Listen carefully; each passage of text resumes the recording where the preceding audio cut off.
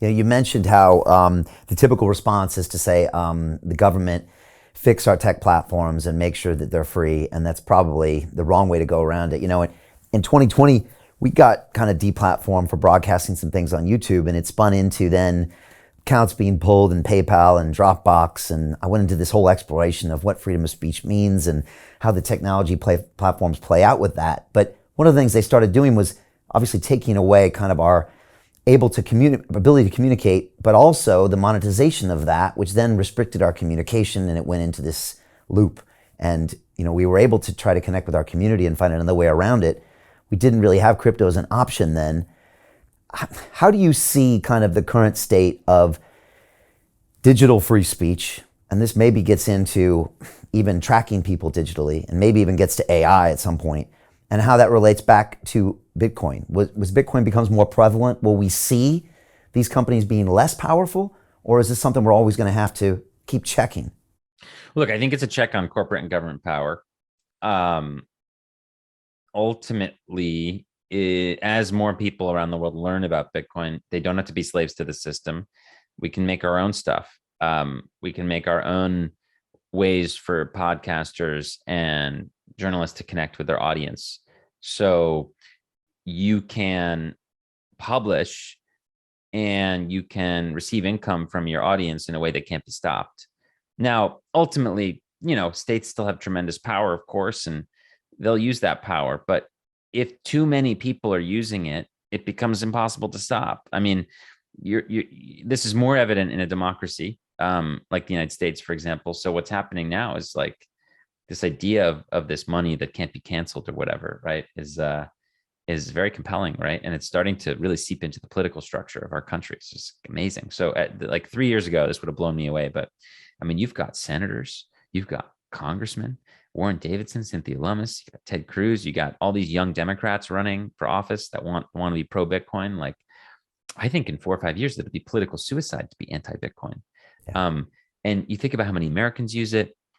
Hard to say exactly. I mean, CNBC ran a poll that said 20% of Americans have used Bitcoin or cryptocurrency.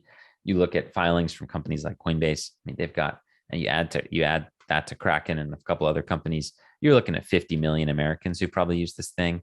I mean, this isn't going away. And at the end of the day, those people are going to vote people into office who are going to protect their ability to use Bitcoin, I think. And I think it's something that young people are more into, rather than older folks, just from for different generational reasons. But younger politicians seem much more excited and open about it. And I think I think eventually it'll be pretty bipartisan. I try to make the progressive case for Bitcoin. I think that it's incredible. We have this asset that's non-discriminatory and open to all, and that can't it can't like be racist or whatever, or misogynist. Like, it just like, it doesn't know. Like, it literally doesn't know. It's beyond its capability to be racist or misogynist. So that is not something you can say about the legacy financial system. The legacy financial system is hugely racist and misogynist.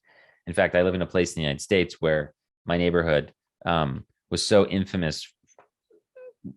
The banks that operated in my neighborhood were so infamous for redlining mortgage applicants who were Black that the government had to come in and basically impose like a super low fixed rate mortgage for this area for everybody, regardless of who they were, simply because the practice was so systemic.